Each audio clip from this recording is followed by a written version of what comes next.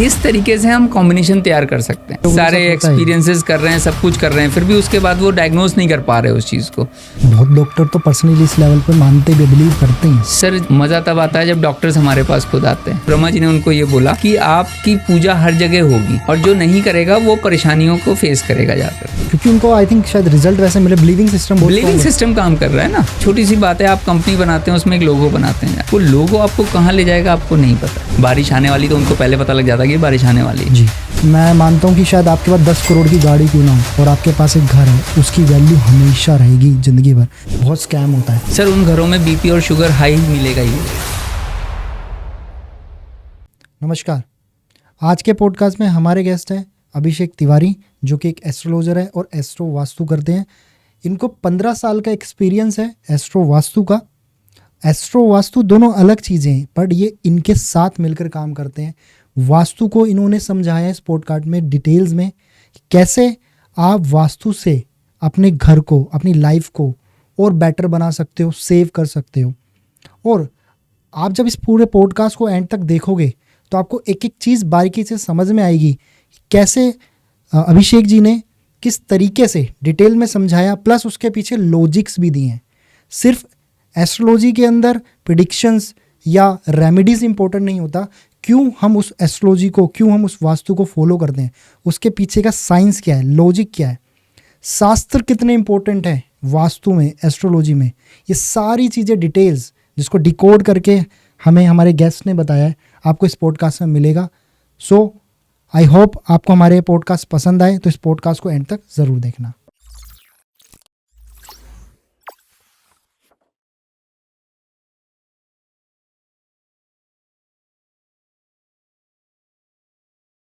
स्वागत है सर आपका पॉडकास्ट कुनाल शो में। नमस्कार जी। नमस्कार, कैसे हैं सर आप? बहुत बढ़िया।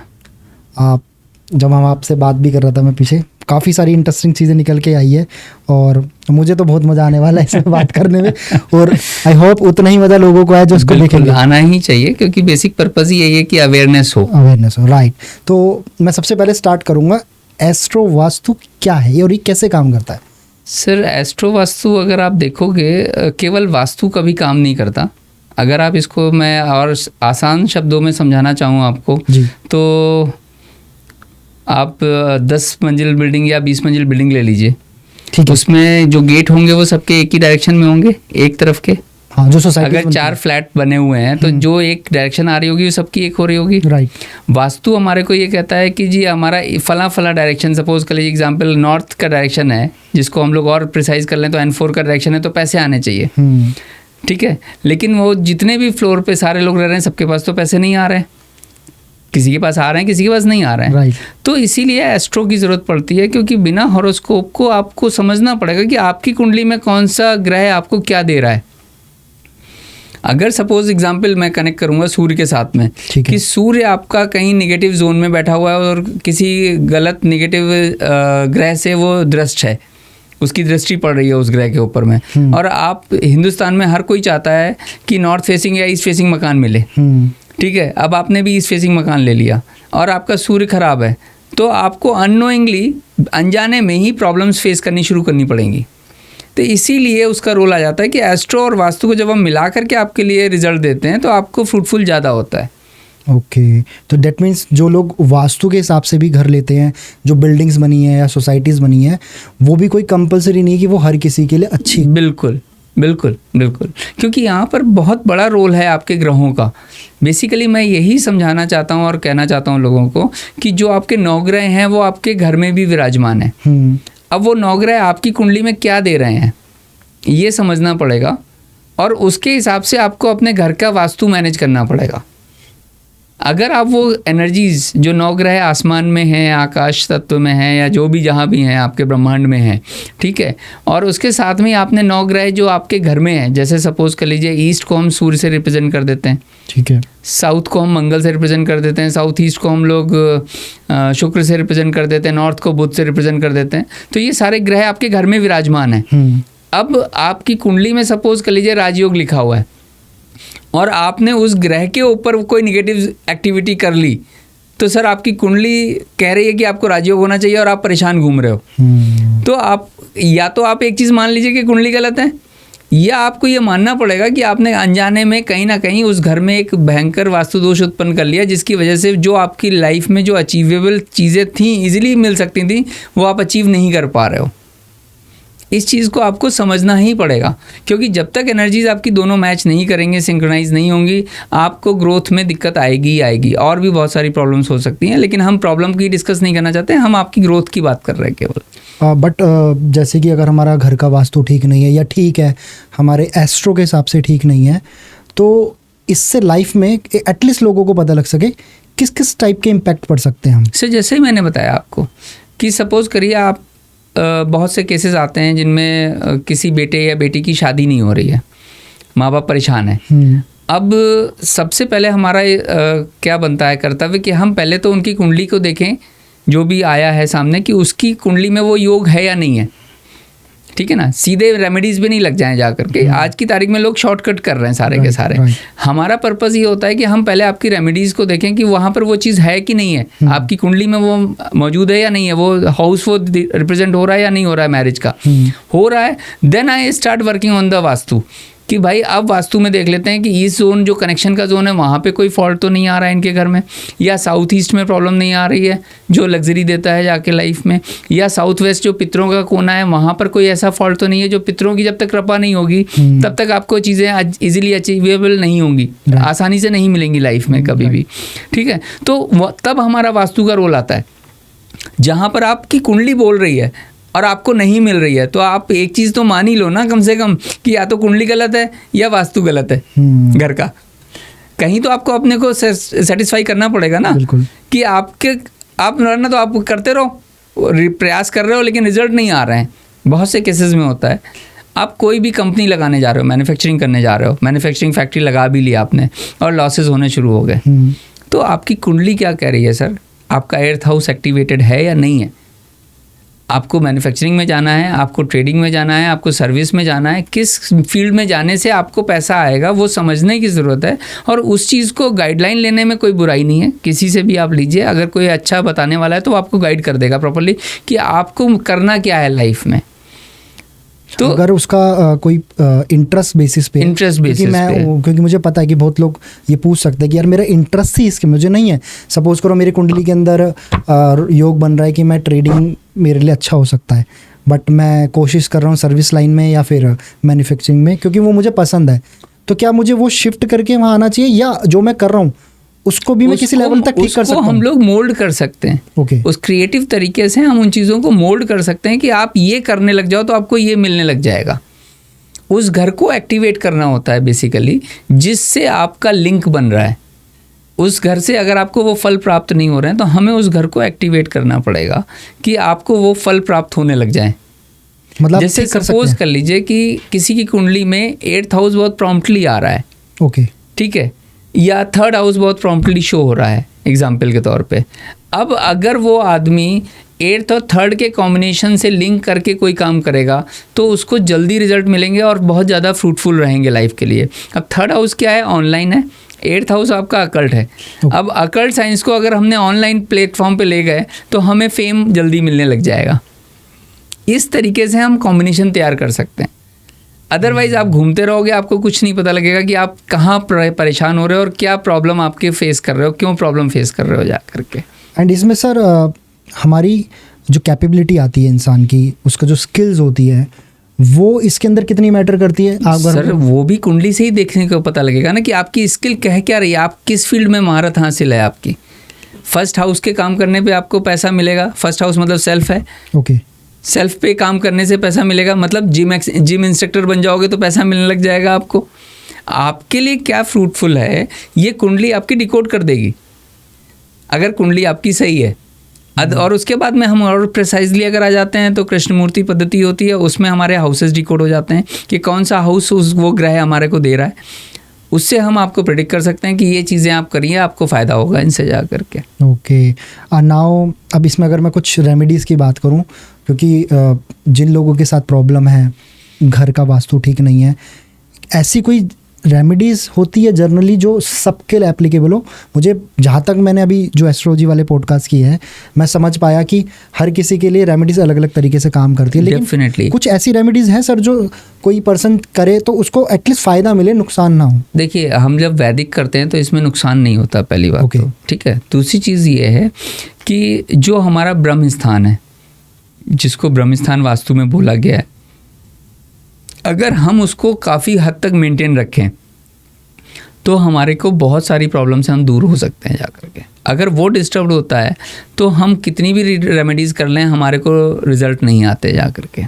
ये भी आपको मैं बता दूं। तो आप बताएंगे एक ब्रह्म स्थान होता कहाँ पर है? अब ये एक टेक्निकल क्वेश्चन है और इसको निकालने का भी एक सिस्टम है, फॉर्मूलाज हैं, ठीक है। अब प्रॉब्लम ये आती है कि आज की तारीख में जो लोग कोर्सेज कर रहे हैं उनको भी नहीं पता होता कि ब्रह्मस्थान का एरिया कितना है। ये मिसगाइडेंस है बेसिकली। आप जो भी काम कर रहे हैं, कई बच्चे आते हैं हम लोगों के पास में जिनसे अगर कह दो कि सर ब्रह्मस्थान निकाल दो बेटा, तो उनको ये भी नहीं पता कि ब्रह्मस्थान है कितना बड़ा, किस फॉर्मूले से, किस रेशियो से निकलेगा जा करके। तो आपको एटलीस्ट हर घर का अलग आएगा ब्रह्मस्थान। ग्राउंड फ्लोर का ब्रह्मस्थान अलग आएगा, फर्स्ट फ्लोर का ब्रह्मस्थान अलग आएगा जा करके। That's depend upon the formula कि आपके पास लैंड इस शेप क्या है, उसके हिसाब से वो बनेगा जा करके। और नाउ जैसे अब आपने ब्रह्मस्थान की बात करी जो बहुत ही इंपॉर्टेंट पार्ट है। दूसरा, जैसे आप कह रहे थे कि कुछ नॉर्मल रेमेडीज होनी चाहिए। हाँ, कुछ जनरल। तो जनरल रेमेडीज जैसे नॉर्थ आपका क्लियर होना चाहिए, नॉर्थ में ऑब्स्टिकल्स नहीं होने चाहिए, because that is the opportunity zone. Okay, ठीक है। ईस्ट क्लियर होना चाहिए क्योंकि लोगों से मिलोगे तो ही पैसा आएगा, कोई सर्विस दोगे, अपॉर्चुनिटीज ग्रैब करोगे तो ही पैसा आएगा। तो ये नॉर्थ और ईस्ट एटलीस्ट क्लियर होने चाहिए, और इनमें से जितनी भी जैविक ऊर्जा और प्राणिक ऊर्जा अंदर आएगी उतना ही आप फ्लोरिश करोगे लाइफ में। और अगर ये कहीं पर अटक रही है, डिस्टर्बेंस आ रही है, तो फिर उसके लिए आपको रास्ते निकालने पड़ते हैं। उनमें हम लोग अलग अलग ट्रीटमेंट्स देते हैं जा करके। कहीं कुछ मेटल्स लगते हैं, कुछ सिल्वर्स यूज़ होते हैं, कहीं स्टोन्स यूज़ होते हैं। वो डिपेंड करता है कि क्या वो मांग रही है जगह आपसे। अच्छा, वो हर जगह के हिसाब से हर जगह का अलग हिसाब होता है जा करके। एंड सर, ये जो वास्तु, एस्ट्रो वास्तु की मैं बात कर रहे हो आप, ये जो घर होता है और जो कमर्शियल जगह होती है जैसे फैक्ट्री या कुछ भी, ये दोनों के लिए अलग काम करता है या नहीं? देखिए, देवताओं की जो प्लेसमेंट बताई गई है शास्त्रों में वो तो सेम है। चाहे एक देवता जो बैठे हैं वो आपके 45 देवताओं का वर्णन मिलता है शास्त्रों में। वो 45, जैसे ही आपकी बाउंड्री जो है उसके अंदर वो 45 देवता विराजमान है। अब होता क्या है कि कॉमर्शियल में वो जगह कम हो जाती है, बहुत ज़्यादा हो जाती है। भाई बड़ी फैक्ट्रीज होंगी तो देवता का स्पेस भी उतना ही बड़ा हो गया, क्योंकि देवता तो 45 ही हैं, वो एक्सटेंड हो गए और घर में एक अलग फॉर्मेशन में आ गए। तो देवता तो वही रहेंगे, आपकी प्रॉब्लम किस देवता से लिंक्ड कर रही है वो हमारा फाइंड आउट करना मेन काम होता है। ऐसी कोई भी समस्या नहीं है जो वास्तु से लिंक नहीं हो। ये केवल मिसकंसेप्शन है कि जी वास्तु क्या करेगा इसमें। आपकी बीमारी से लेकर के आपकी कोई भी समस्या हो वो वास्तु से लिंक्ड है। तो क्या जिनका घर का वास्तु अच्छा नहीं होता या वास्तु ठीक है, कुंडली के हिसाब से चीज़ें ठीक नहीं है, उनकी हेल्थ पे भी इश्यूज आते हैं? बिल्कुल आएंगे। किस किस टाइप के हेल्थ इश्यूज हो सकते हैं? देखिए, हेल्थ के लिए हमारे यहाँ मर्मा एक बताया गया, मर्म स्थान बताए गए हैं बेसिकली वास्तु में, उनका हम लोग रीड करते हैं, उसके लिए प्रिसाइजली वर्किंग करते हैं जा करके। मैं आपको चार्ट भी दे दूंगा, उसमें आप दिखा सकते हैं जाके कि मर्मा पॉइंट्स होते हैं। उन मर्मा के ऊपर अगर कोई दीवार, कोई कील, कोई हैवी चीज़ रखी हुई है, कोई बेड का पाया आ रहा है, तो वो हमें वहाँ से रिमूव करना पड़ता है या उसकी पूजा करनी पड़ती है। उसका मतलब विधान करना पड़ता है, औषधि वगैरह जो भी हम लोगों के यहाँ बताए गए हैं वो सारे डाल करके उसके पूरा विधि विधान करना पड़ता है, जिससे कि वो आपको उस परेशानी से मुक्त करे जा करके। और ये बहुत होता है, कॉमन चीज़ें हैं, क्योंकि बिल्डर्स इन चीज़ों को इनिशियली मानते नहीं हैं। तो वो जब कंस्ट्रक्ट करते हैं तो वो वॉल्स वगैरह कहीं आ जाती हैं जा करके, तो फिर वो दिक्कत करती हैं उस आदमी को। क्योंकि ये वास्तु पुरुष के वाइटल पॉइंट्स जो हैं वो मर्मा और अतिमर्मा कहे गए हैं हमारे शास्त्र में। जो हमारे शरीर में जितने पॉइंट्स हैं वाइटल, वही वास्तु पुरुष में भी हैं। जब नाम ही दे दिया उसको वास्तु पुरुष, तो वही सारी चीज़ें उसके पास भी हैं जो हमारी बॉडी पे हैं। घर में किसी ना किसी एक को वो बीमारी परसिस्ट होनी शुरू हो जाती है जा करके। और ये और प्रिसाइजली आप कह सकते हो, जब डॉक्टर्स के पास आप जा रहे हो, डॉक्टर डायग्नोज नहीं कर पा रहा, तो वहाँ पे आपको पहला सोच लेना चाहिए कि भाई वास्तु भी दिखा लें, कहीं ऐसा तो नहीं कि वास्तु की वजह से प्रॉब्लम आ रही है। क्योंकि इतनी मशीन्स होने के बाद में भी डॉक्टर डायग्नोस क्यों नहीं कर पा रहा? आप सोचिए एक बार को कि बहुत सारे एक्सपीरियंसेस कर रहे हैं, सब कुछ कर रहे हैं, फिर भी उसके बाद वो डायग्नोस नहीं कर पा रहे उस चीज़ को। तो आपको वास्तु की अहमियत समझनी पड़ेगी कि वास्तु किस लेवल पे आपके साथ काम कर रहा है। तो क्या हम जो ये रेमेडीज़ के थ्रू चीज़ें ठीक करते हैं वास्तु में, उससे फिर ये जो बीमारी है ये भी ठीक हो सकती है? लेवल पे डिपेंड करता है, बहुत फ़र्क पड़ता है, बहुत फ़र्क पड़ता है।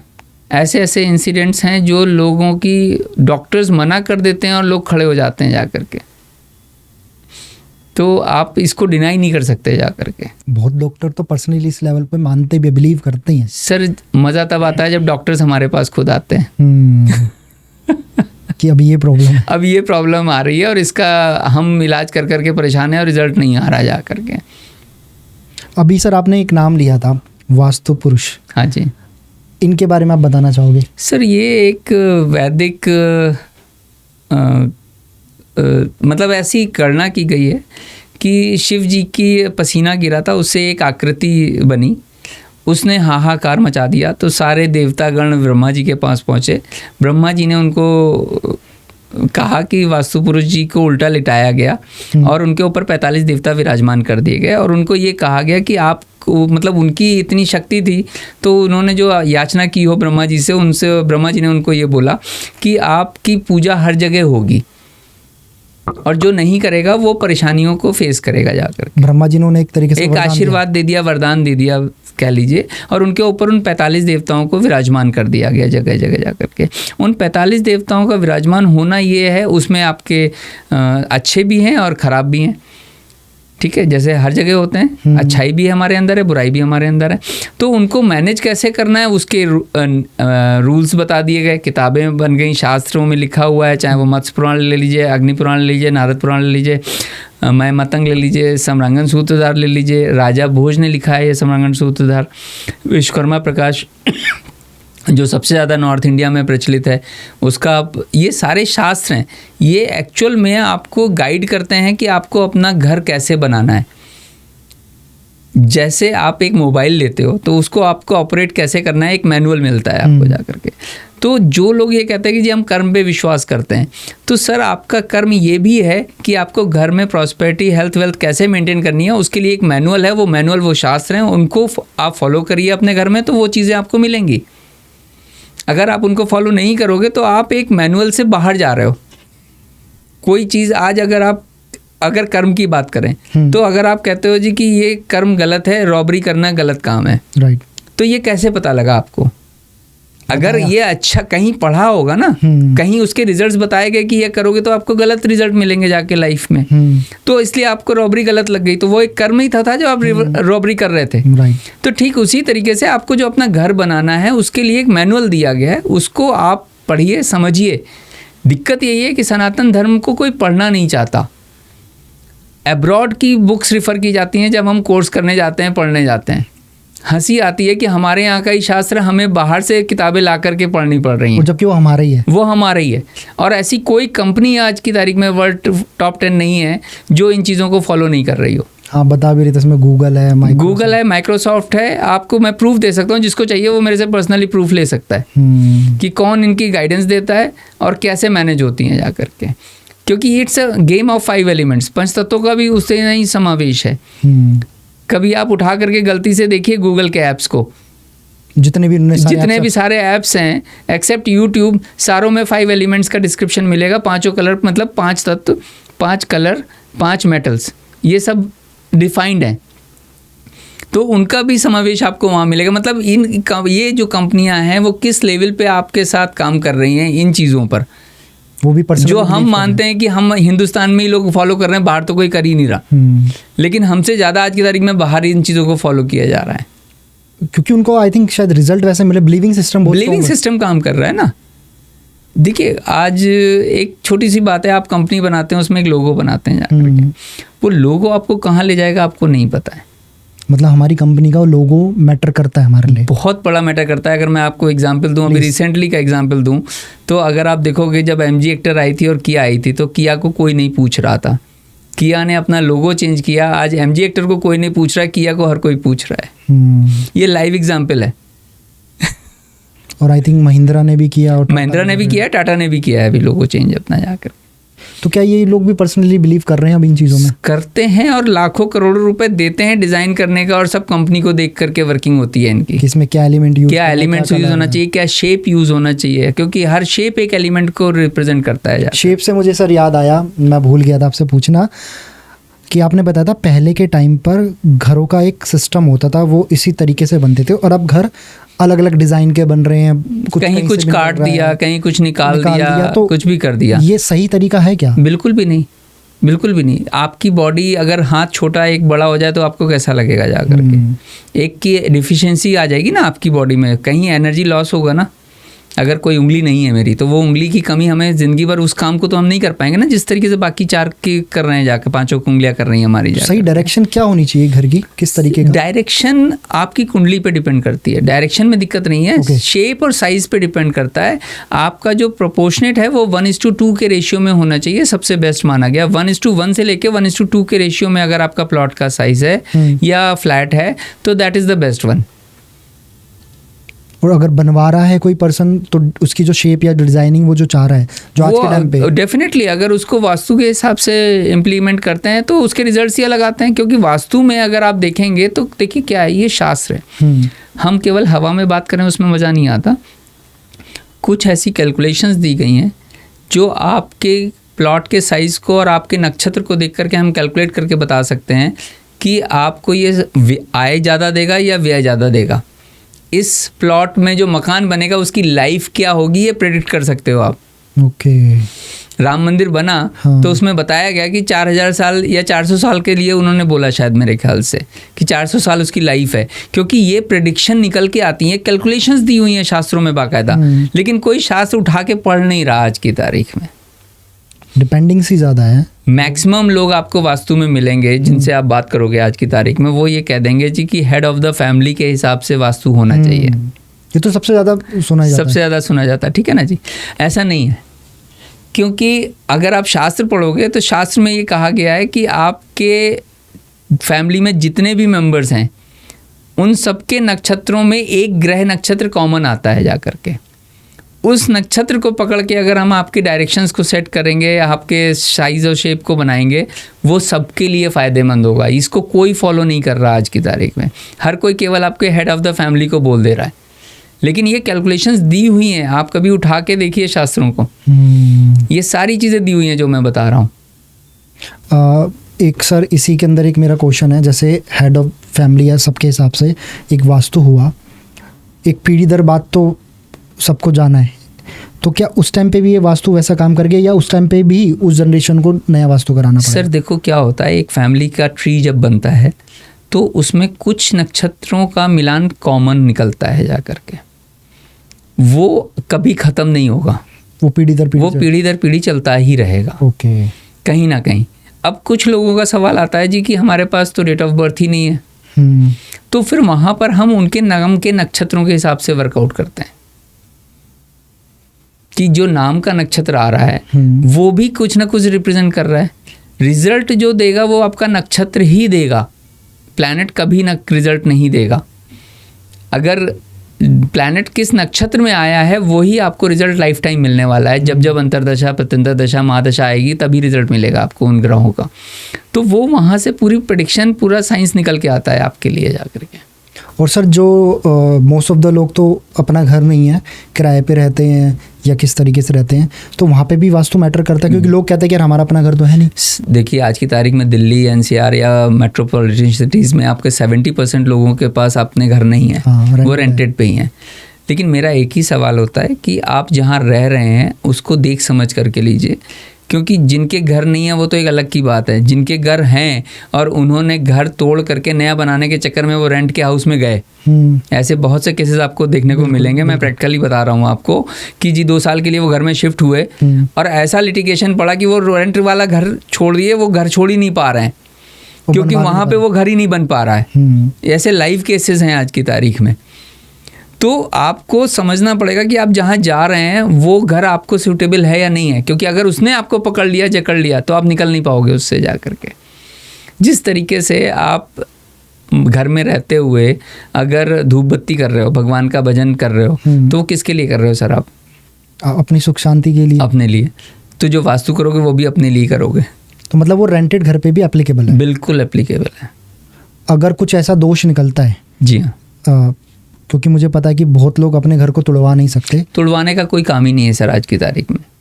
आज की तारीख में आप किसी को बोलोगे नॉर्थ ईस्ट का टॉयलेट आ रहा है, इसको तोड़ दो जा करके, तो कोई तोड़वा नहीं पाएगा सर उसको ऑप्शन ही देने पड़ते हैं कि विदाउट डिमोलिशन हम इनको कैसे ट्रीट कर दें और किस तरीके से इनको अवॉइड करें या किस तरीके से चीज़ों को मैनेज करें, कलर से या जिन चीज़ों से भी हम कर सकते हैं, मेटल से, कि वो आपको रिजल्ट देना शुरू कर दें जाके। उसकी निगेटिव एनर्जी को हम एक जगह ब्लॉक कर दें और पॉजिटिव एनर्जी जो उनके आसपास की है उसको इन्हांस कर दें जा करके। बिना तोड़े भी हम रेमेडीज, बिना तोड़े भी रेमेडीज करी जा सकती हैं। इसमें सर आप बता रहे थे जैसे कुछ क्रिस्टल या स्टोन। सर देखो, क्रिस्टल्स मैं कम प्रेफर करता हूँ, क्योंकि क्रिस्टल्स को क्या होता है, अगर आप देखोगे तो क्रिस्टल्स के लिए बताया गया है आपको कुछ टाइम बाद उनको हील करना पड़ेगा, एनर्जाइज करना पड़ेगा बेसिकली। अगर आप किसी भी रेकी वाले को, अब मज़ा तो तब आता है जब हम रेकी वालों के यहाँ वास्तु करने जाते हैं और वहाँ मालूम पड़ता है कि एमेथिस्ट रखा हुआ है इतना बड़ा सा और तमाम सारे रख लेते हैं वो लोग शौक में, और वो खुद उसको हील करना, एनर्जाइज करना भूल जाते हैं। तो जब हम ऑरा स्कैनर के थ्रू, अपना गैजेट है उसके थ्रू जब हम चेक करते हैं तो मालूम पड़ता है ये निगेटिव है, और मेरे सामने ही जब वो उसको एनर्जाइज करते हैं 2 मिनट, जिस तरीके से उनका प्रोसेस होता है रेकी वालों का, उसके बाद वो ऑरा स्कैनर बताता है कि फुल एनर्जी है। तो क्या है कि आप क्रिस्टल्स यूज़ करोगे तो आपको उसको हील करना पड़ेगा। मैं इसीलिए वैदिक के हिसाब से जो रत्न बताए गए हैं उनको यूज़ करता हूँ। उनका क्या है कि वो एक प्रॉपर्टीज़ हैं जो एक इतने सालों दबा रहा होगा, टेम्परेचर मेंटेन हुआ होगा, तब वो एक नीलम, पुखराज या पन्ना या मोती बना होगा जाकर। और इनके बारे में भी शास्त्रों में लिखा है? शास्त्रों में प्रॉपरली लिखा हुआ है कि इस जोन में कौन सा स्टोन डालना है आप। तभी इनकी इतनी इंपॉर्टेंस है। तभी इनकी इतनी इंपॉर्टेंस है, आपकी लाइफ बदल देते हैं। एक पुखराज पहनते हो आपकी लाइफ बदल जाती है, एक नीलम पहनते हो आपको कहीं के कहीं पहुंच जाते हो जा करके। तो क्योंकि इसमें एनर्जीज़ का भंडार है। तो मैं विश्वास करता हूँ कि मैं अगर ये चीज़ डालूँगा तो वो लाइफ टाइम वो काम करने वाली है, तो मैं शॉर्टकट क्यों लूँ। और ये सब लोगों के लिए अलग अलग काम करेगा, मतलब जो इस आपने बताया नीलम पहनना है, जो चीज़ें जिसके लिए जोन है, जैसे हर कोई ये नहीं पहन सकता, हर कोई हर नग नहीं पहन सकता। और मेरा बहुत बड़ा प्ले है कि मैं लोगों के लिए नग चेक करके बताता हूँ, ऑनलाइन भी बताता हूँ नगों को चेक करके, और वो रिज़ल्ट 100% रिज़ल्ट आते हैं उसमें। और सबसे बड़ी बात यह है कि 90% लोगों ने जो नग पहने होते हैं वो गलत पहने होते हैं, क्योंकि आपको एनर्जी कैसे चेक करोगे उसकी। आपने जो नग धारण किया, सपोज कर लो आपको 20 साल की उम्र में पहुंचा दिया, पहना दिया, और आप 55 साल के हो रहे हो तब भी वही नग पहने हुए हो, ठीक है। तो हर एक स्टोन की एक अपनी लाइफ होती है। ज़मीन में जाने के बाद तो कोई दिक्कत नहीं है, लेकिन आप अगर पर्सनली उसको यूज़ करो तो आपको एक बार उसको चेक कराना बनता है कि आप कितने टाइम बाद उसको एनर्जी आ रही है, नहीं आ रही है उसमें, या जो भी चीज़ें हैं वो आपको देखना पड़ता है। मतलब उसकी एक लाइफ है कि आप इस लाइफ तक ही पहने, इस लाइफ तक पहनी है उसको जाकर। और ये बहुत इंटरेस्टिंग बात है कि लोग ज़िंदगी भर तक पहने रहते हैं वो, क्योंकि 1,50,000 रुपये लगे होते हैं। वो विश्वास होता है कि उस समय फ़ायदा दिया था, आज परेशानी में भी पहने कि शायद वो फ़ायदा ही दे रहा है। जब आप उसको इसको चेक करने का तरीका दो ही है, या तो आप डाउजिंग से चेक कर सकते हो या आप ऑरा स्कैनर से चेक कर सकते हो पेंडुलम के थ्रू। इसको जब आप चेक करते हैं ना तो हम 90% पाते हैं कि भाई साहब स्टोन्स गलत हैं उनके, या तो लाइफ ख़त्म हो गई है या वो डेड है, वो आपको सूट ही नहीं कर रहा। और आप जब उनके लिए आप या कोई पर्सन जो है वो स्टोन बताते हैं क्या पहनना चाहिए, तो माइट भी पॉसिबल कि वो चेंज हो सकता है कि सपोज करो एक पर्सन ने नीलम पहना हुआ था, हो सकता अब चेंज हो सकता है। बिल्कुल हो सकता है, और होता है, कई बार ऐसा होता है। अभी एक और ट्रेंड बता दूं आपको मैं जी, जो कॉमन है, बेसिकली अवेयर देना अपना काम है। अभी हर कोई डायमंड पहन लेता है शौक में, शादी के बाद लड़के लड़की दोनों लोग डायमंड पहने होते हैं। अब अगर आप एक बहुत छोटा सा लॉजिक में बता रहा हूँ, अगर आपके समझ में आएगा तो आप ज़िंदगी भर उसको अडॉप्ट कर लोगे जा करके। आपको सपोज करिए आपका गुरु स्ट्रांग है, जुपिटर, गुरु मतलब जुपिटर स्ट्रांग है, और आपने डायमंड पहन रखा है, आपको क्या क्या प्रॉब्लम्स फेस करेंगे आप सोच भी नहीं सकते। बिकॉज जुपिटर जो है वो आपके शुक्र देव हैं जो दैत्यों के गुरु हैं, और जो वीनस है वो दैत्यों के गुरु हैं, और जो शुक्र देव हैं, और जुपिटर जो हैं वो देवों के गुरु हैं। और ठीक है जी। अब दोनों गुरु का आपस में मेल नहीं है कहीं पर भी, तो आपको ये समझना पड़ेगा कि आप क्या चीज़ें अडॉप्ट करो जो आपको फ़ायदा दे। शौक में मत चलिए।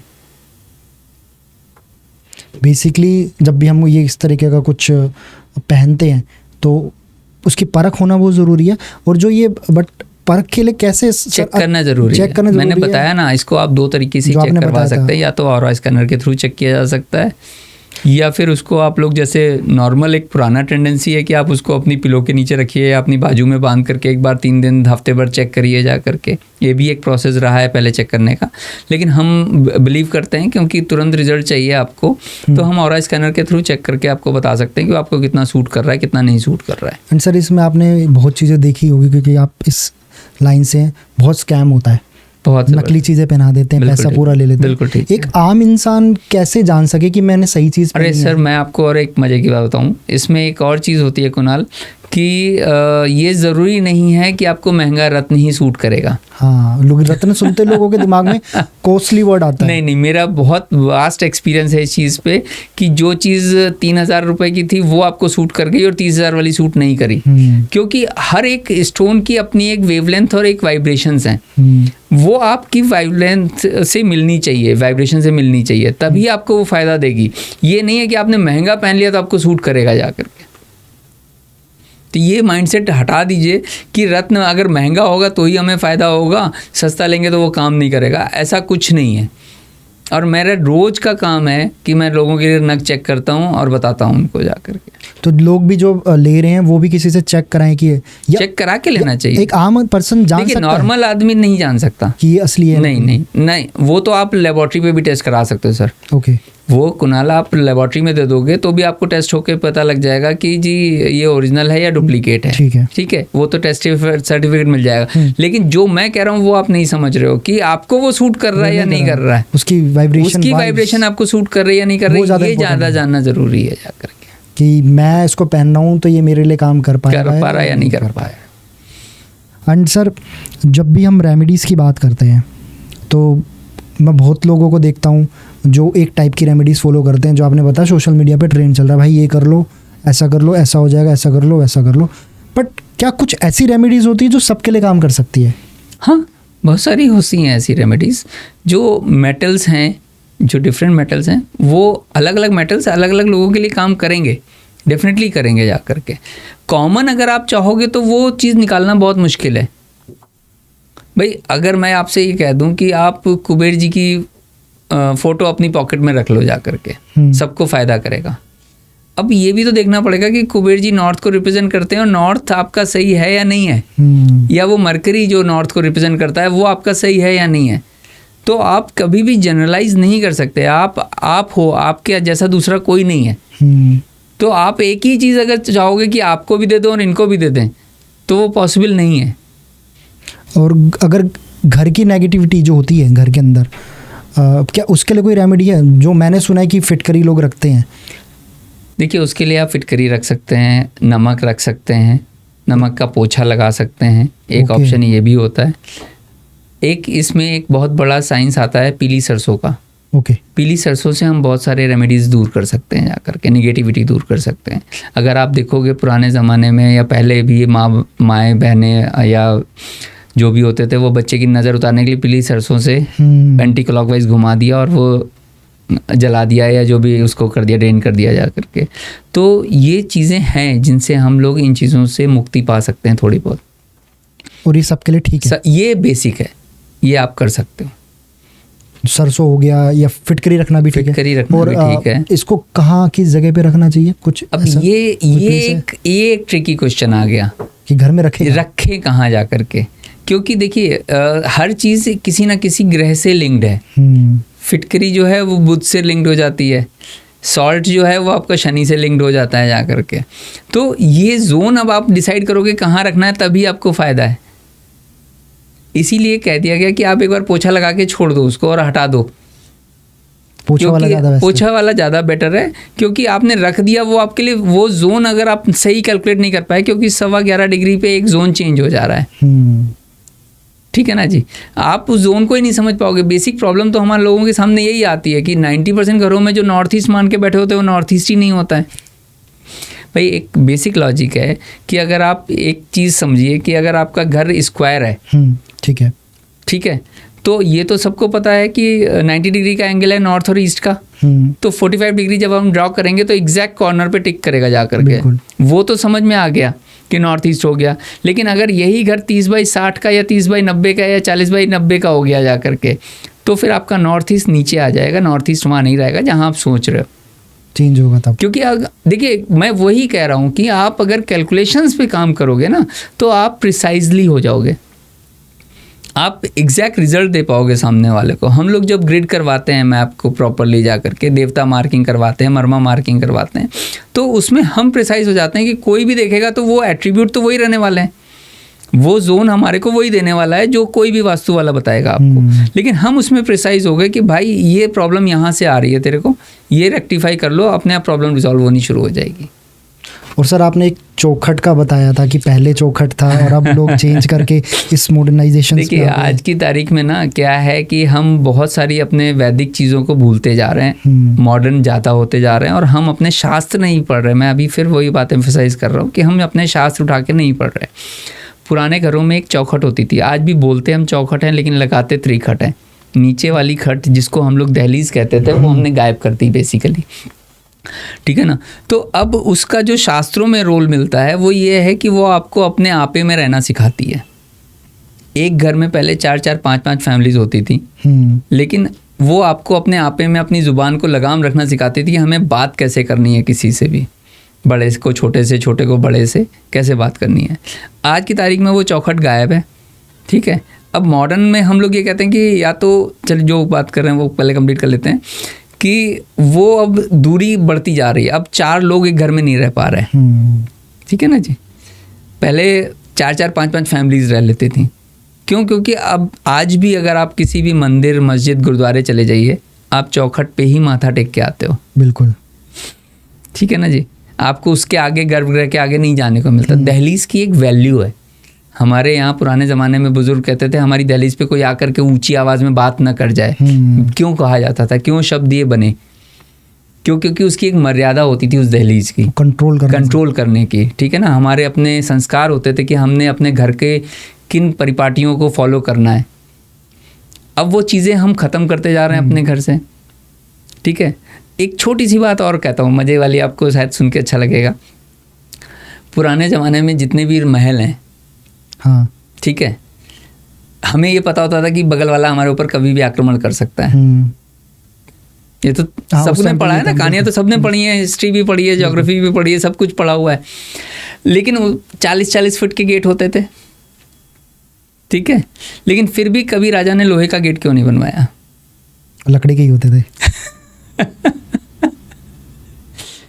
आप सोचो केवल चीज़ों को, जबकि हिंदुस्तान का लोहा तो सबसे पॉपुलर रहा है। आज भी अशोका स्तंभ वगैरह जो बने हुए हैं वो आज तक जंग नहीं लगी उसमें जा करके, ठीक है ना। क्यों? क्योंकि हमने लोहा गेट पे नहीं लाना। अब क्या हो गया कि अब आपकी मजबूरी हो गई कि सेफ्टी पॉइंट ऑफ व्यू से आपने लोहे के गेट लगाने शुरू कर दिए। बेसिकली लोहा किसको रिप्रेजेंट करता है? शनि को रिप्रेजेंट करता है जी। अब आपने शनि को अपने गेट पे बैठाल दिया तो आपने अपने काम सारे धीमे कर लिए कि नहीं कर लिए? पर सही मायने में नहीं लगाना चाहिए, नहीं लगाना चाहिए। लेकिन अब सेफ्टी के पॉइंट ऑफ व्यू से आपकी मजबूरी हो गई, तो मजबूरी हो गई तो उसको आपको कलर से मैनेज करना पड़ेगा। ओके, ब्लैक कि कौन सा कलर किस जोन का आ रहा है, ब्लैक नहीं, अच्छा, किस जोन में वो गेट आ रहा है उसके हिसाब से उसका कलर करना पड़ेगा आपको जा करके, तब वो आपके लिए फ्रूटफुल है। आपने ईस्ट फेसिंग मकान लिया, सूर्य ईस्ट को रिप्रेजेंट करते हैं, सबको पता है, और लगा दिया गेट आपने लोहे का, आपने अपने काम खुद ही रोक लिए। या तो फिर आपने जैसा बताया कि कलर से उसको मैनेज करिए, बैलेंस करिए जा करके।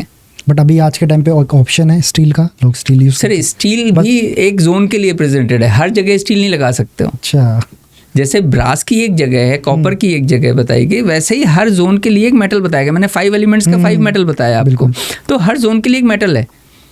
अगर आप आयरन ही लगा रहे हो तो फिर आपको कलर से उसको बैलेंस ही करना पड़ेगा, नहीं करोगे तो आपको प्रॉब्लम्स आएंगी फिर। तो इसके अंदर लकड़ी को ज़्यादा शुद्ध माना गया है, अगर नॉर्मल लैंग्वेज में लोग समझ सके। सर, लकड़ी का शुद्धता, देखिए लकड़ी का शुद्धता की बात कर रहे हो तो आप शास्त्र पे अगर आ रहे हो ना, या अपनी सनातन धर्म पे हम बात कर रहे हैं, तो हमारे बुजुर्गों ने हमें क्या दिया? लकड़ी की खड़ाऊ दी, बिल्कुल। खाने के लिए लकड़ी का चौकी दी, आसन जो दिया वो कुश का दिया, सोने के लिए लकड़ी का पलंग दिया। क्यों दिया भाई? आप जब साइंस पढ़ते हैं तो आपको ये बताया जाता है कि earth is a negative energy, ठीक है, और जो आपने दिन भर खाया वो आपकी पॉजिटिव एनर्जी आपके अंदर सेव रहे। हमारे बुजुर्गों ने bad conductor of electricity would लगा दिया जा करके, यहाँ तक कि पूजा करने के लिए भी कुश का आसन दिया है। तो ऐसी एक भी चीज़ सनातन धर्म में नहीं मिलेगी आपको जिसका कोई लॉजिक नहीं हो। बस आपको पढ़ना पड़ेगा, समझना पड़ेगा उन चीज़ों को। और हम कहीं ना कहीं उन चीज़ों से दूर होते जा रहे हैं क्योंकि हम पढ़ नहीं रहे हैं, हम पढ़ना नहीं चाह रहे हैं। हम एक्स्ट्रा मॉडर्न जो हमें दिखाया जा रहा है हम सिर्फ उसको अडॉप्ट कर रहे हैं आज की तारीख में। और सर काफ़ी जगह बोला जाता है, उसके बारे में अगर आप कॉन्सेप्ट क्लियर करें कि सोते समय ध्यान रखना चाहिए आप किस डायरेक्शन में सो रहे हैं, क्यों? देखिए ऐसा है कि बड़ा अच्छा क्वेश्चन है ये, और कॉमन है आज की तारीख में। यंग जनरेशन नहीं मानने को तैयार होती कि हम ऐसा क्यों करें जा करके। क्या होता है जब आप नॉर्थ, हमारे यहाँ बोला गया है साउथ में सर रखिए या ईस्ट में सर रखिए, साउथ इज़ द बेस्ट बताया गया है सोने के लिए, क्योंकि जो हमारे नॉर्थ और साउथ पोल हैं मैग्नेटिक फील्ड है, ये तो सब लोग मानते हैं क्योंकि अब इन लोगों ने तो अब इजाद करा है साइंस में, हमारे यहाँ तो सालों से बताया गया है इन चीज़ों के लिए। तो उसका बेसिक लॉजिक यही है कि जो आप अगर नॉर्थ की तरफ सर रख के सोते हैं अपना, तो आपका जो आयरन है, जो ब्लड है, ब्लड में आयरन है जी, तो मैग्नेटिक फील्ड क्या करेगी? उस आयरन को अपनी तरफ अट्रैक्ट करेगी। ये तो समझ में आता है, लॉजिक है इसका। बिल्कुल। जब वो अट्रैक्ट करेगी तो आपका दौरान खून का दौरा बढ़ेगा, दौरा बढ़ेगा तो आपका बीपी बढ़ेगा, आपका शुगर भी शूट हो सकता है जा करके, ठीक है जी। तो इसलिए कहा जाता है कि आप साउथ पे रखिए तो आपकी सिमेट्री ऑफ मैग्नेटिक फील्ड बनी रहे, जिससे कि आप एक साउंड स्लीप ले सको जा करके। और ऐसा कई घरों में देखा है जिनके यहाँ चेंज करवाएं, उनके यहाँ कई बीमारियां दूर हो गई हैं आज की तारीख में। और आई थिंक बेटर स्लीप, देखिए स्लीप आपकी एनर्जी है। अगर आप अच्छा सोएंगे तो अच्छा काम कर पाएंगे, अच्छा फ्रूटफुल रिजल्ट ले पाएंगे, अच्छा सोच पाएंगे। अगर आप नींद में ही हो तो आप सोच भी अच्छा नहीं सकते हो, आपका दिमाग ही नहीं काम कर रहा। हाँ, या जो सोते समय ज़्यादा सोचते हैं, दिमाग चलता रहता है। और इसी का अब एक और उल्टा लॉजिक भी आपको बता देता हूँ। हमारे यहाँ शास्त्रों में ये हर कोई फॉलो करता है कि जब कोई डेथ बॉडी आती है तो साउथ की तरफ उसका पैर रखा जाता है और नॉर्थ की तरफ सर रखा जाता है। ये सारे रिवाज में किया जाता है हम लोगों के यहाँ। इसके दो लॉजिक हैं। एक तो साउथ की तरफ इसलिए किया जाता है कि क्योंकि यम का द्वार आता है तो वो प्राण आराम से जा सकें। ओके, ठीक है, पहला लॉजिक। अब साइंटिफिक लॉजिक ये आता है कि जैसे ही हमने नॉर्थ की तरफ उसका सर रखा और अगर उसमें इतने से भी प्राण ब्लड में करंट है तो वो आदमी उठ के बैठ जाएगा, क्योंकि उसकी तो अपनी तरफ खींचेगा, मैग्नेटिक खींचेगा, आयरन खींचेगा, ब्लड सर्कुलेशन होगा तो वो उठ के बैठ जाएगा जा करके। बट इस बारे में अगर मैं सोचता हूँ खुद पर्सनल लेवल पे, पता नहीं इसको हॉस्पिटल फॉलो करते हैं, क्योंकि जब वो किसी का ट्रीटमेंट करते हैं क्या उनका सर वो अब I don't think कि पता नहीं करते पता नहीं है, आई डोंट नो एग्जैक्टली, लेकिन इनके लॉजिक्स हैं। आपने अगर एम्स के आपको सर्वे मिल जाएंगे कई सारे, जिसमें उन्होंने ये प्रूव किया है कि एक जगह कुछ पेशेंट्स रखे जहाँ पे उन्होंने कोई मंत्र जाप नहीं करवाया और एक जगह पेशेंट्स रखे जहाँ पे महामृत्युंजय का जाप कराया और उनकी रिकवरी बहुत फास्ट थी बनस्पति दूसरे पेशेंट्स की जगह। और ये लाइव एग्जांपल्स हैं सारे के सारे। तो हमारे मंत्रों में चैंटिंग, हमारा कोई भी चीज़ ऐसी नहीं है जिसमें आपके लॉजिक्स नहीं हो। आप केवल समझने का प्रयत्न करें उनको। सनातन की एक बहुत, जो आपने बताया, बहुत खासियत है कि उसमें जो कुछ भी है, जो कुछ बताया, सबके पीछे एक कारण है। सर आज आप देख लो ना, हमारा 20-25 रुपए का पंचांग जो है वो नासा को फेल कर देता है। हाँ। नासा करोड़ों रुपए करके बताता है कि आपको सूर्य ग्रहण और चंद्र ग्रहण कब पड़ेगा। हमारे पंचांग में लिखा होता है कि भाई साहब इस दिन इस टाइम पे सूर्य ग्रहण पड़ेगा और वही पड़ता है जा करके।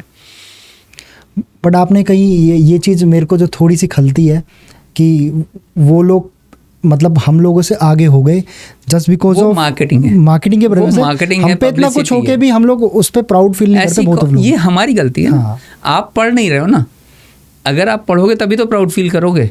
कोई भी कल्चर, कोई भी सिस्टम डेवलप होता है। आज आप 2/2 4 बोलते हो तो एक कॉन्फिडेंस लेवल तब आया जब आपने 2/2 पढ़ा। अगर कोई पढ़ाते ही नहीं तो 4 कैसे आता जा करके। बट शास्त्र में है, मैं पर्सनली बिलीव करता हूँ कि पूरे ब्रह्मांड की चीजें हैं उसमें, सब कैलकुलेशन है। सारे वेद, उपनिषद, आप कोई भी चीज़ उठा के शुरू करोगे ना, आपको सामने साक्षात चीज़ें दिखनी शुरू हो जाएंगी कि वो कहाँ पर क्या बोल रही हैं। मैं जब एक आर्टिकल पढ़ रहा था, वैसे भी सुना ही है, देखा, अब तो बहुत पुरानी बात है कि नासा ने तो बहुत बाद में नापा है पृथ्वी की दूरी, ये वो हनुमान चालीसा में लिखा हुआ है, सब कुछ लिखा हुआ है, सब कुछ, मतलब इतना कुछ हमारे शास्त्रों में है। लेकिन हमारी जो सबसे नेगेटिव चीज़ है, मैं सिर्फ इंडिया की बात नहीं कर रहा, मैं ऑल ओवर वर्ल्ड में बात कर रहा हूँ, लोग प्रूवन पे ज़्यादा कॉन्सेप्ट पे चले गए। अब वो मान रहे हैं क्योंकि लिखा हुआ है, लेकिन वही जब बात नासा ने बोली तब मान ली थी, लेकिन वही बात उस टाइम पे दूसरे लोग बोलते तो शायद नहीं मानते। इससे प्रॉब्लम यही है ना, हम दूसरी की बात पे ज़्यादा बिलीव कर रहे हैं। हम अपनी चीज़ नहीं, मैं फिर वही कह रहा हूँ, हम अपनी चीज़ नहीं पढ़ रहे, हम अपनी चीज़ों को डिकोड नहीं कर रहे। आज जब मैं पढ़ने गया, पढ़ाई करने जाते हैं, तो अकल्ट में ले लो, कोई भी आप साइंस ले लो, जो भी हैं आज की तारीख में, वो बाहर के राइटर्स ने लिखी हैं बुक्स, क्योंकि वहाँ पे रिसर्च हो रही है उन चीज़ों की। हमारे यहाँ वो रिसर्चेज ही नहीं हो रही, सोर्सेज नहीं है या फिर करना नहीं चाहते लोग, दोनों चीज़ें। रिसर्च में जाएगा आदमी तो उसको अपने घर से फ्री होना पड़ेगा, पैसे चाहिए उसको, वो सपोर्ट नहीं होगा तो वो रिसर्च कैसे करेगा आपके लिए। एक स्कॉलर कोई भी बनना चाहता है तो वो कैसे करेगा, जब तक उसको पीछे से ये टेंशन नहीं होनी चाहिए कि मेरा घर कैसे चलेगा। और इसरो तो बहुत पर्सनल लेवल पे बिलीव करता है शास्त्रों पे, इन सब चीज़ों पे बहुत। क्यों सर, अभी जो आपका मंगलयान गया है उसमें प्रॉपर्ली उन्होंने गाइडेंस ली है जा करके संतों और ऋषियों से। मतलब इसरो इतनी बड़ी मानना पड़ेगा संस्था, मानना पड़ेगा आपको। कोई ऐसी चीज़ नहीं है सनातन में जो आपको पावर नहीं देती हो। जब दूरी बता दी, किलोमीटर्स बता दिए, तो क्या बचा सर, आप बताओ ना। और भी अभी तो बहुत कुछ है सर, आप डिकोड नहीं कर रहे ना। आप जब तक डिकोड नहीं करोगे आप आगे कैसे पढ़ोगे चीज़ों को लेकर। और सर आप एक चीज़ और बता रहे थे कि IIT भी अब कर लिया। अभी तो हम लोगों के लिए प्राउड की बात है, क्योंकि एटलीस्ट कम से कम एक रिकॉग्निशन मिलेगा कि इट्स अ साइंस। इस साल से IIT ने भी वास्तु को अपने में कंप्लायंस कर लिया है, और वो भी वो पढ़ाएंगे जा करके, पेपर में आ चुका हुआ है, कटिंग आ चुकी है इसकी जा करके। आप कहीं पर्सनल लेवल पर सर बिलीव करते हो कि हमारे जो शास्त्र है, शायद सारे शास्त्र को पढ़ना बहुत मुश्किल है मे बी सर, आप जिसमें स्कूलों में क्यों नहीं पढ़ रहे हो? हाँ, स्कूलों में लगता है कि पढ़ाना चाहिए। सर मैं कहता हूँ केवल गीता दे दो वही बहुत है, क्योंकि आदमी के संस्कार तो उस लायक आ जाए जा करके ना। गीता आज अगर आप सर्च करोगे तो आपको पता लगेगा कि कितने देशों में पढ़ाई जा रही है, हिंदुस्तान को छोड़ करके बहुत देशों में पढ़ा रहे हैं लोग। हिंदी की बहुत महत्व बढ़ गई है हिंदी, और वहाँ पे संस्कृत, पूरा कीबोर्ड आपका संस्कृत पे काम करता है। नासा ने जो रिसर्च करी है और कीबोर्ड बनाया है, टोटल संस्कृत बेस्ड है कीबोर्ड आपका। अच्छा, जो कमांड चल रही है, जो कमांड चल रहे हैं, जो वर्डिंग्स जिस तरीके से आप लेते हो, वो कमांड सारे वहाँ से हैं, संस्कृत से हैं सारे के सारे। वास्तु सर जब आप पढ़ रहे थे और अभी भी आप 15 साल आपको हो गए करते करते, कुछ ऐसा एक्सपीरियंस है जो आप शेयर करना चाहोगे, जो बहुत कम लोगों को शायद पता हो, क्योंकि आप पर्सनली आपके पास बहुत ऐसा एक्सपीरियंस है। सर देखो, ऐसा होता है, मर्मा एक बहुत बड़ी चीज़ है वास्तु में, लोग समझते नहीं है, कहीं पे भी वॉल क्रिएट कर देते हैं, कुछ कर देते हैं। मैं एक इंसिडेंट बताऊंगा, शेयर करना चाहूँगा, जिसने मेरे भी रोंगटे खड़े कर दिए थे। मेरे एक नॉन फ्रेंड है जिन्होंने मेरे से वास्तु भी करवाया है, उन्होंने अपने एक फ्रेंड को रिफ़र किया मेरे को कि आप, उनके यहाँ मिसेज़ को किडनी की प्रॉब्लम है, आप ज़रा एक बार देख लीजिए जा करके। मैं गया, उन्होंने उनसे नक्शा मांगा, तो बिल्डर फ्लैट था, तो बोले नक्शा तो मेरे पास है नहीं। तो मैं कहा बनवा लीजिए, मैं उस पर वर्किंग कर लूँगा। फिर बनवा के मैंने दिया उनको नक्शा, और उस पर मैंने जो प्रॉब्लम थी वो पर्टिकुलरली दिख रही थी कि ये दीवार का कोना जो है ये प्रॉब्लम दे रहा है इनको जा करके। तो मैं उनके घर गया जब डिस्कशन करने के लिए कि भाई साहब आपके यहाँ जो ये दीवार का कोना आ रहा है ये किडनी प्रॉब्लम दे रहा है। तो उन्होंने मेरा हाथ पकड़ा और वो मुझे अंदर दिखाने के लिए ले गए उस दीवार को। तो उन्होंने कहा आप इसी दीवार की बात कर रहे हो नक्शे में? मैंने कहा हाँ मैं इसी की बात कर रहा हूँ। तो उन्होंने मेरे को बोला कि अभिषेक जी ये देखो आपको यहाँ स्क्रैचेस दिख रहे हैं। मैंने कहा हाँ। बोले मेरे घर में 2 डॉगी हैं, उसमें से एक डॉगी ऐसा है जो केवल इसी दीवार को इसी जगह स्क्रैच करता है, बाकी पूरे घर में कहीं उसका एक पंजा नहीं मिलेगा जा करके। और वही ये देख के मैं शॉक्ड रह गया कि मतलब एक डॉग के पास वो 6 सेंस होती है। ये तो हमें सबको पता है कि उनके पास एक सेंसिटिविटी हमसे कई लेवल ज़्यादा है। बारिश आने वाली तो उनको पहले पता लग जाता है कि बारिश आने वाली है। लेकिन ये वास्तु में मैंने पहली बार इम्प्लीमेंटेशन देखा इस तरीके से होते हुए कि उसको पता है कि मेरे बॉस को यहाँ से परेशानी हो रही है, वो उसको इस दूर करने के लिए स्क्रैच कर रहा है डेली बैठ करके। और उसने मुझे बहुत हैरान किया इस चीज़ ने मेरे को कि यार ये इंसिडेंट भी हो सकता है लाइफ में, क्योंकि हम बाकी चीज़ें रोज़मर्रा में देखते हैं, पैरानॉर्मल एक्टिविटीज़ हो रही हैं, कुछ मैजिक, ब्लैक मैजिक है किसी के यहाँ, मिलती हैं चीज़ें, बहुत ज़्यादा नहीं लेकिन हाँ मिलती हैं आज की तारीख में। लेकिन ये एक ऐसा इंसिडेंट था जिसने मेरे भी रोंगटे खड़े कर दिए कि यार मतलब इस लेवल तक जा कर के लोग, मतलब एक सेंसिटिविटी हो सकती है कि वो सर्च कर पाए, और एक जानवर को जो पता लग पा रही है, बट हाँ शायद वो बोल नहीं सकता इसलिए बता नहीं पाया। बता रहा है लेकिन आप ध्यान नहीं दे रहे हो, वो तो स्क्रैच कर रहा है, हाँ, आप ध्यान नहीं दे रहे हो क्योंकि हमारा दिमाग वहाँ तक नहीं जा रहा, हम सोच नहीं पा रहे उन चीज़ों को जा करके। आपने सर जैसे अभी बात भी करी पैरानॉर्मल एक्टिविटी और ब्लैक मैजिक, क्या आपने पर्सनल लाइफ एक्सपीरियंस या आपके क्लाइंट्स या किसी में भी नोटिस की ये चीज़ें फील करी है? और स्कैनर के साथ हम जाते हैं वहाँ पे, वो काम करना शुरू कर देता है, नेगेटिव तरीके से पता लग जाता है कि यहाँ पर कुछ गड़बड़ है, और उसको ठीक करने के लिए भी फिर रेमेडीज़ हैं, डिफरेंट रेमेडीज़ हैं। तो क्या इन सब चीज़ों से जब आप चेक करते हो, क्या आपकी लाइफ पर या आपकी पर्सनालिटी पे सेफ करना ही पड़ता है, अपना को तो सेफ गार्ड करके चलना, वो परेशान करता है, बिल्कुल पड़ता है। तो हमें अपने तो सेफ गार्ड, हम किसी के यहाँ भी जाएंगे तो हमें तो अपने को सेफ गार्ड करके ही जाना पड़ेगा, या कुछ चैंटिंग हर समय चालू रहेगी अंदर इनर सोल में, माइंड में, कि कुछ भी चीज़ हम पे इम्पैक्ट नहीं करें। एक मैं डीपली सवाल आपसे वैसे पूछना चाहूँगा, पर्सनली लेवल पे, या कैसे आपने इन चीज़ों को फील करके कभी फील किया? मुझे नहीं पता ये एंटिटी होती कैसी हैं, दिखती कैसे, पता लोग जो बताते हैं। देखो, देखा तो कभी नहीं, लेकिन फील हो जाता है। एनर्जीज आप जैसे किसी घर में जाते हो, आपको लगता है यार यहाँ तो जमुआई आने लग गई, मन ही नहीं कर रहा, उठ लो यहाँ से, बस अजीब सा ही हो रहा, अजीब सा दिल का धड़कन तेज हो रही है जा करके। अगर आप और इससे जाओगे आगे, ये तो बेसिक हो गया जो नॉर्मल आदमी रीड कर लेता है। आपके स्वर का जो विज्ञान है, वो स्वरों की स्टेबिलिटी अलग शेक होनी शुरू हो जाती है, तुरंत पता लग जाता है कि यहाँ पर कुछ गड़बड़ है जाकर के। तो क्या आप कुछ चीज़ें ऐसी बता सकते हैं, जैसे 2-3 चीज़ें कि एक आम पर्सन पहचान सके कि हाँ इस जगह पे नेगेटिव चीज़ें हैं या बताना आसान है, लेकिन हर कोई फॉलो करने लग जाएगा, वो गड़बड़ हो जाएगा। ओके, इसलिए ये चीज़ें एक लेवल पे ही करी जाती हैं। आपको लग रहा है नहीं और आपने उस चीज़ को अडॉप्ट कर लिया, तो क्या रिजल्ट आएगा आपके साथ में? मेरे लिए दिक्कत परेशानी वाली बात है। तो इसलिए आप जो चीज़ पूछ रहे हो ये जनरल नहीं है, ये पर्टिकुलर 100 में से 2 घर होंगे जहाँ पर ऐसी कोई प्रॉब्लम होगी, और मालूम पड़ा वो 98 लोगों ने भी वो फॉलो करना शुरू कर दिया। लोग सोचने लग जाएंगे, तो सोचने लग जाएंगे ना, क्योंकि दिमाग को तो आप रोक नहीं सकते। आपकी जरा सी धड़कन तेज हुई, यार मुझे लग रहा है किसी ने कुछ कर दिया जा करके, अब आपने वो फॉलो करना शुरू कर दिया। आज क्या हो रहा है, आज मैं सबसे पहले गाइडेंस यही दे रहा हूँ लोगों को कि हम लोग जो सोशल मीडिया का दोष भी कह लो और अच्छाइयाँ भी हैं, हर चीज़ की अच्छाई और बुराई होती है। अवेयरनेस जो बढ़ी है वो सोशल मीडिया से बढ़ी है, इसको कोई मना नहीं कर सकता, लेकिन इतनी ज़्यादा हो जाना और आप फॉलो करने लग जाओ कि आप सुबह गाय को भी खिलाने लग जाओ, रात में डॉगी को भी फीडिंग देने लगो, दिन में कबूतर को दाना डालो, चींटियों को भी खिलाने लग जाओ, मछलियों का भी करने लग जाओ, लोग कर रहे हैं, ठीक है। ये सारी चीज़ें एक किसी पर्टिकुलर ग्रह को रिप्रेजेंट करती हैं। आपको ये पता होना चाहिए कि आपके लिए कौन सा ग्रह है जिसका आपको डोनेट करना है। आप सारी चीज़ें रील में देख रहे हो, आपने सारी चीज़ें फॉलो करनी शुरू कर दी और आपको दिक्कत होनी शुरू हो गई। आपने जो खराब ग्रह था वो तो खराब किया, मतलब उसको तो दूर किया, लेकिन जो अच्छा ग्रह था उसको भी दूर कर दिया। तो आप समझिए, आप बता भी रहे थे कि मतलब कर्म और वास्तु का बहुत रिलेशन है आपस में, बिना उसके तो कुछ है ही नहीं। तो आपको ये समझना पड़ेगा, आपको जो भी डोनेशन देना है वो किस चीज़ का देना है, आपका कौन सा ग्रह ऐसा है जो उसको आपको डोनेट करके उसको अपने से दूर करना है, उसकी निगेटिविटी दूर करनी है उस ग्रह की आपको जा करके।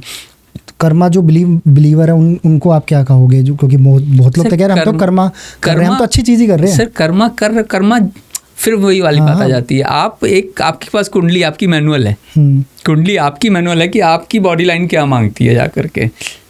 अगर उसको ही नहीं रीड कर रहे हो तो फिर आप क्या कर रहे हो? कर्मा आप कर रहे हो, कर्म कहाँ करना है वो तो उसमें लिखा है ना आपकी कुंडली में, उसको तो पढ़ लो भाई, या पढ़वा लो। कुंडली के हिसाब से हमें थोड़ी चीज़ों को मैनेज करना चाहिए, जहाँ तक मैं चीज़ें समझ पा रहा हूँ। और जो आपकी कुंडली में बताई गई है प्रेडिक्शंस है, अगर हम उसे ज़्यादा फॉलो करते हैं तो चांसेस बहुत ज़्यादा सारी चीज़ें हैं भाई कुंडली में ही। अगर हम भी आपके लिए वास्तु करेंगे तो हम आपकी कुंडली देख के बताएंगे कि आपको कहाँ पर बैठने से आपके लिए आज की तारीख में सबसे पहले पैसा चाहिए हर एक को। तो आप किस डायरेक्शन में बैठ करके पैसा अचीव कर सकते हो? 2 लोग होते हैं, 2 दुकानें हैं, दोनों सेम दुकान सामान बेच रहे हैं, दोनों के काउंटर भी सेम जगह पर हैं, एक ऐसी चल रही है जिसमें लाइन लगी हुई है और दूसरा खाली बैठा है, क्या रीज़न है? एक ही ब्रांड का सामान बेच रहे हैं, ये भी नहीं कि वो छोड़ दो आप। दैट्स वाई आई सेइंग कि आपको कर्मा से देखना पड़ेगा, आपकी कुंडली से देखना पड़ेगा कि आपको कहाँ पर बैठ करके पैसा मिलेगा जा करके। जब हम बात कर रहे थे उसमें मेरे को एक चीज़ लगी कि मैं पर्सनली आपसे पूछूंगा ज़रूरी, और ये सबके लिए काम करेगी फॉर श्योर। लोग बहुत तरीके के सोल्यूशन लेते हैं एस्ट्रोलॉजी में, चाहे वो वैदिक से हो, वास्तु से हो, न्यूमरोलॉजी, टैरेट, बहुत चीज़ें। बट आपने बताया कि पर्सनल बिलीव है कि हर चीज़ वास्तु से जुड़ी है, क्योंकि घर है और हर एक इंसान कहीं ना कहीं तो रहता ही है। सर आप 8 घंटे अपनी लाइफ का 30-40% हिस्सा जो है वो अपने बेडरूम पे गुजारते हो। अगर आपने वही मैनेज कर लिया ना, तो आपने पूरा कुछ मैनेज कर लिया जा करके। मीन्स कि बाकी चीज़ें इसके बाद हो सकती है। आपकी गेट की एंट्री और आपका बेडरूम, 2 चीज़ें इतना मेजर रोल प्ले करती हैं आपकी लाइफ में कि वो एक आपकी लाइफ पूरी 180 डिग्री घूम सकती है जाके उसमें। तो ये कहना सही होगा सर कि जो एक पर्सन एक एस्ट्रोलॉजर के पास जाता है, क्या वो सबसे पहले शुरुआत वास्तु से कराए फिर बाकी सब चीज़ों पे जाए? सर देखो, ये अलग अलग परसेप्शन है। मैं तो क्या कह रहा हूँ कि मैं तो दोनों चीज़ें कर रहा हूँ, ठीक है ना। अगर आप ज्योतिषी के पास जा रहे हो, वो वास्तु का परसेप्शन नहीं दे पाएंगे। हाँ। ठीक है ना। वास्तु वाले बहुत से हैं जो ज्योतिष को अडॉप्ट नहीं करते अपनी लाइफ में। लेकिन अगर आप दोनों का कॉम्बिनेशन लेके चलोगे, जैसे मैंने पहले भी बताया, तो आपको जो रिजल्ट्स आएंगे, मैं खुद कह रहा हूँ कि मैं केवल वास्तु से रिजल्ट नहीं ले सकता। अगर मैं एस्ट्रोलॉजी को फॉलो नहीं करूँगा तो मैं केवल वास्तु से रिजल्ट नहीं ले सकता। आप कहीं हाथी लाल लगा दोगे, कहीं सफ़ेद घोड़े लगा दोगे, केवल उससे रिजल्ट नहीं आएंगे। आ सकते हैं, कुछ को आएंगे, सबको नहीं आएंगे। इस चीज़ को आपको समझना पड़ेगा कि आपकी कुंडली, आप जो खुद में हो ना, वो यूनिक हो। जैसे आपकी डेट ऑफ बर्थ, न्यूमरोलॉजी की अगर हम बात करते हैं, तो हर एक के लिए अपनी डेट ऑफ बर्थ यूनिक है। तो ठीक उसी तरीके से आपकी कुंडली भी यूनिक है। वो क्या डिमांड कर रही है, इस चीज़ को समझना ज़रूरी है। तो ये तो मैं सबसे पहले सबको बोलना चाहूँगा कि अगर पर्सन एक एस्ट्रोलॉजर के पास जाता है तो उसको वास्तु वाले को भी कंसिडर करना चाहिए, या फिर दोनों का कॉम्बिनेशन। या आप ये समझिए कि जैसे वास्तु है, अब जो घर आप ले रहे हो, बना रहे हो, उसको अगर आप, हमारे पास आदमी आता तब है जब वो सब तरफ से परेशान हो जाता है। अगर वो जिस समय घर बना रहा है उसी समय उन चीज़ों को फॉलो कर ले तो उसको दिक्कतें आएंगी नहीं, वो ना लाइफ में, जो अननेसेसरली उसकी लाइफ में आज हिट मार रही हैं। और एक चीज़ और आपने बताई थी सर मेरे को कि अगर आपकी लाइफ स्मूथ चल रही है तो उसको छेड़ना भी नहीं चाहिए। नहीं, ज़बरदस्ती नहीं। अगर आप शिफ्ट हो गए हो, देखिए, या तो आपने इनिशियली वास्तु करवा लिया तो ठीक है, ठीक है, क्योंकि वो एनर्जीज़ को मैनेज कर देगा। अगर आप स्मूथली चल रहे हो, अननेसेसरी धरती को, पृथ्वी माँ को परेशान नहीं करना। आज पैसे के लालच में शास्त्रों में लिखा हुआ है कि रविवार और मंगलवार को आपको वास्तु नहीं करना चाहिए जा करके। पैसे के लालच में लोग मंगलवार को भी कर रहे हैं। मंगलवार को बिल्कुल भी नहीं करना चाहिए वास्तु। क्यों? क्योंकि हनुमान जी की माँ है पृथ्वी माँ, उनको छेड़, भूमि पुत्र हैं, उनको आप हथौड़ी छेनी चलाओगे तो हनुमान जी आपको बख्शेंगे नहीं। काम मतलब कंस्ट्रक्शन अलग चीज़ है। अगर आपका रेगुलर चल रहा है, नहीं कंस्ट्रक्शन भी, अगर आपको मंगलवार को कोई चीज़ करनी है तो वो स्टार्ट नहीं करनी है। आपका काम कोई कंटिन्यूएशन में चल रहा है, उसके बीच में मंगल आ रहा है तो कोई दिक्कत नहीं है। लेकिन अगर आपने आज ही से सपोज कर लिया, आज मंगलवार है और आज आपने खुदा लिया, हथौड़ी लगानी है, कील लगानी है, तो आप अवॉइड करिए उस चीज़। मंगलवार और रविवार, संडे, तो ये मतलब काफ़ी, मंगलवार का ज़्यादा इम्पैक्ट है। रविवार तो फिर भी एक बार को चल जाता है, लेकिन अवॉइड करें तो बेटर है।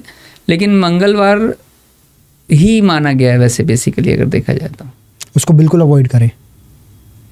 अब काफ़ी सारी इंसाइट्स मिली सर आपसे, मतलब बहुत डीपली चीज़ सीखी वास्तु के बारे में। एग्जैक्टली मतलब जो कॉन्सेप्ट था वो बहुत क्लियर हुआ, और मुझे लगता है कि जो हमें देख रहे हैं और सुन रहे हैं उनका भी कॉन्सेप्ट क्लियर हुआ होगा। बेसिकली यहाँ बैठने का पर्पज़ यही है, मेरा काम यही है कि मैं कुछ चीज़ें आपको वो बोल सकूं या समझा सकूं, या आपके दिमाग में वो चीज़ आ जाए कि कुछ कैलकुलेशंस हैं उनको फॉलो करना वास्तु में ज़रूरी है। क्योंकि कैलकुलेशंस जो हैं, देखिए, मैथमेटिक्स कभी गलत नहीं होती। आपके लिए भी वही है, मेरे लिए भी वही है। जो रिज़ल्ट आएगा उसमें जो शेष बच के आएगा वो आपका रिज़ल्ट प्रेडिक्ट करेगा। राइट, ठीक है। ठीक उसी तरीके से मैंने बताया, जैसे कि अगर आप घर बना रहे हैं तो आपका घर में जितने भी लोग हैं आपके सारे नक्षत्रों से मिला करके आपकी जो वर्किंग होगी उसका एक रिजल्ट अल्टीमेट होगा जाकर के। तो उसी तरीके से आपकी बाकी जो कैलकुलेशंस हैं अगर वो आप फॉलो करते हो तो लाइफ में वो चीज़ें ईजी हो जाती हैं आपके लिए जाकर के। और मैं सबसे कहना चाहूँगा कि अगर आप यहाँ तक पॉडकास्ट देख कर आए हो तो आपने एक चीज़ नोटिस करी होगी, हर एक चीज़ के पीछे सर ने लॉजिक बताया। हवा वाली बात कोई नहीं है, जो मैंने पर्सनली बिलीव करी है। बहुत जगह लोग बोल देते हैं, आपने एक एक चीज़ के पीछे लॉजिक बताया कि साइंस का ये है और शास्त्र के हिसाब से ये है।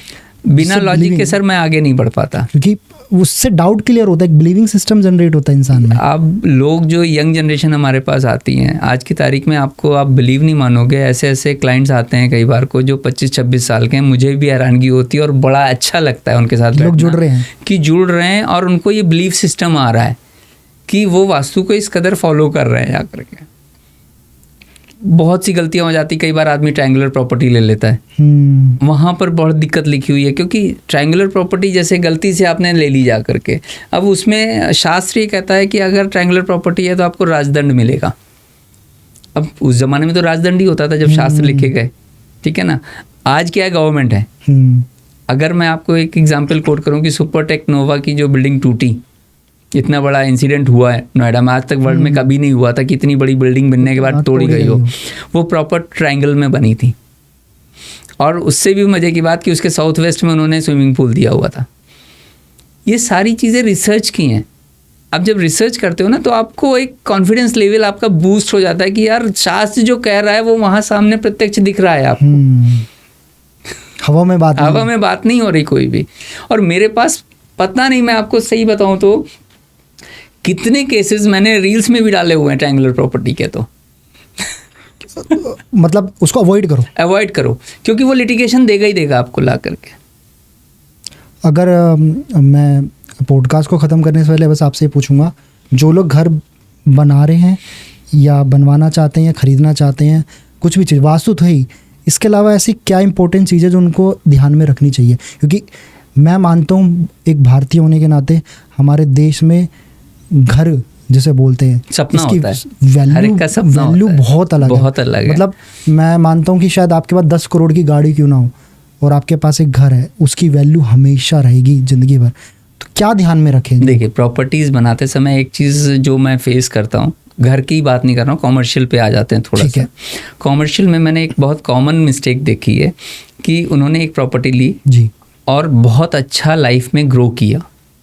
मतलब ये प्रॉपर्टी लेने की देर थी कि वो ऐसे लाइफ शूट हो गई कि बिल्कुल ऊपर चढ़ते चले गए। अब होता क्या है कि नॉर्मली देखने को मिलता है कि जैसे ही ग्रो हुए तो आदमी का एक्सपेंशन होगा, उसको और बड़ी जगह चाहिए होगी, तो उन्होंने बगल वाली ज़मीन ले ली जा करके। अब बगल वाली ज़मीन जैसे ही ली तो आप ये समझिए कि आपका एक ये प्लॉट है पूरा और ये ब्रह्म स्थान है, लेकिन अब आपने एक दूसरी प्रॉपर्टीज के साथ ली तो अब आपका ब्रह्म स्थान चेंज होके यहाँ सेंटर में आ गया, ना कि यहाँ रहा। तो आपको फिर सारी चीज़ें फॉलो करनी पड़ेंगी, आपकी गेट की अलाइनमेंट, आपकी बाकी चीज़ों की अलाइनमेंट, जैसे ही आपने बीच की वॉल हटाई। और इसके इतने केसेस कॉमन हैं इन चीज़ों के कि घरों में भी ये होता है कि आपने घर बड़ा वाला है तो बगल वाला ले लेते हैं जा करके, और लेते ही आपको या तो बहुत अच्छा ग्रो कर जाओगे या बहुत बड़ा डाउनफॉल आएगा लाइफ में आपके। वो डाउनफॉल आता ही इसलिए है क्योंकि आपने एक ऐसी छेड़खानी कर दी अब वहाँ पर, जो गेट आपके लिए शास्त्रों में क्या है कि कोई भी दिशा खराब नहीं बताई गई, चाहे वो नॉर्थ हो, साउथ हो, ईस्ट हो, वेस्ट हो। उनके जोन्स का डिवीज़न दे दिया कि इस जोन में अगर आपका गेट होगा तो ये आपको मिलेगा, वो प्रेडिक्टेबल है। ओके, वो लिखा हुआ है कि यहाँ पर ये गेट होगा तो ये होगा, यहाँ पर ये गेट होगा तो ये होगा, ये सारी चीज़ें लिखी हुई हैं, कोडेड है। तो अब जैसे ही आपने गेट चेंज किया, आपके साथ वो प्रॉब्लम होने लग गई। यही एक रीज़न होता है, जैसे कोई कंपनी बहुत अच्छी ग्रो कर रही होती है, वो कोई मशीन लेके आते हैं और मशीन ला के रखते हैं और फिर वो डाउनफॉल शुरू हो जाता है। क्यों? क्योंकि उन्होंने एक ऐसे देवता के ऊपर रख दी जो पहले तो ग्रो दे रहा था, लेकिन अब उसको आपने हैवी मशीन ला करके उसको दबा दिया जा करके। क्योंकि जिस तरीके से हम आप काम करते हैं, ठीक है ना, उसी तरीके से वो मशीन्स भी आपके लिए काम कर रही हैं, और एनर्जीज़ वहाँ पे भी सत्व रजस तमस लगेगी जा करके।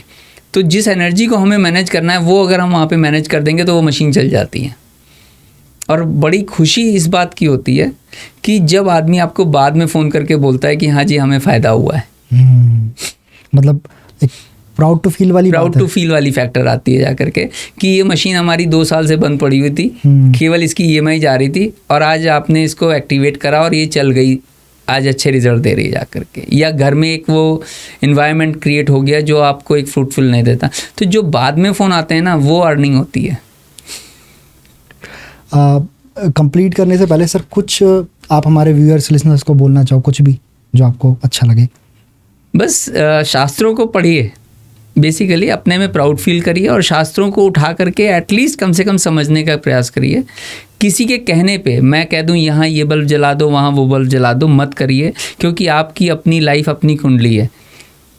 मैं अभी फिर और एक एग्जांपल दूंगा। अभी आज एक बहुत कॉमन इंसिडेंट हो चुका है कि लाल बल्ब जला लीजिए साउथ ईस्ट में, बहुत ट्रेंड भी चला था, बहुत ट्रेंड चला है और अभी भी बहुत लोगों ने फॉलो कर रखा है।